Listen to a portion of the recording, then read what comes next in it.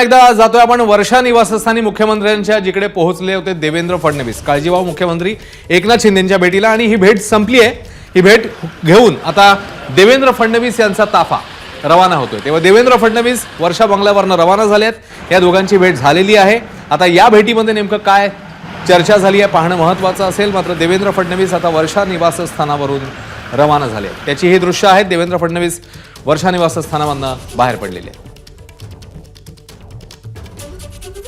एकीकडे पर्वावर शपथविधी आलेला आहे। काही तास उरलेत अवघे शपथविधीला आणि त्याआधी मंत्रिपदाचा फॉर्म्युला असेल, खाती असतील, या सगळ्याबद्दल अजूनही स्पष्टता नाहीये। आणि या सगळ्या पार्श्वभूमीवर या दोघांमधली ही भेट अत्यंत महत्त्वाची ही भेट पार पडलेली आहे। साधारण अर्धा पाऊण तास ही भेट झालेली होती। या भेटीमध्ये नेमकी काय चर्चा झाली, कोणकोणते मुद्दे समोर आले पाहणं महत्त्वाचं असेल। मात्र ही भेट आता संपलेली आहे। ही भेट पार पडलेली आहे। साधारण पाऊण तास दोघांमध्ये चर्चा झाली आहे आणि कोणते मुद्दे चर्चेमध्ये आलेले होते पुढच्या काही तासांमध्ये स्पष्टता येणं अपेक्षित आहे। मात्र देवेंद्र फडणवीस आता वर्षा निवासस्थानातनं बाहेर पडले। अभिषेक मुठाळ आपल्याला अपडेट देतील। अभिषेक, पाऊण तास बैठक झाली आणि आता देवेंद्र फडणवीस रवाना झालेत।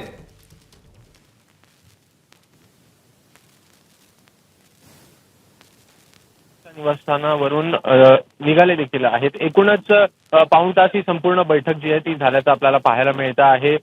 मुख्यमंत्री एकनाथ शिंदे यांची तब्येत कुठेतरी आपल्याला खराब असल्याचं पाहायला मिळालेलं होतं आणि त्यामुळेच त्या भेटीसाठी देखील ते दाखल झालेले होते अशी देखील माहिती मिळते। सोबतच येत्या 48 तासाच्या आतमध्ये आपण पाहायचं तर शपथविधी देखील होतो आहे। सोबत मंत्रिमंडळाच्या फॉर्म्युला संदर्भात देखील ही चर्चा जी आहे ती आपल्याला पाहायला मिळू शकते।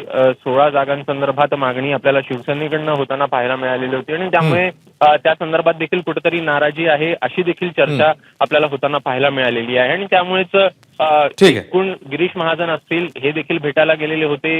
काल देखील त्यांची भेट झालेली होती आणि आता आपण पाहतोय देवेंद्र फडणवीस देखील त्यांची भेट घेऊन आता पुन्हा निघाले।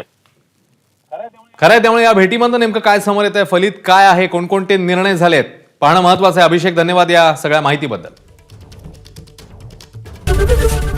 एबीपी माझा, उघडा डोळे बघा नीट।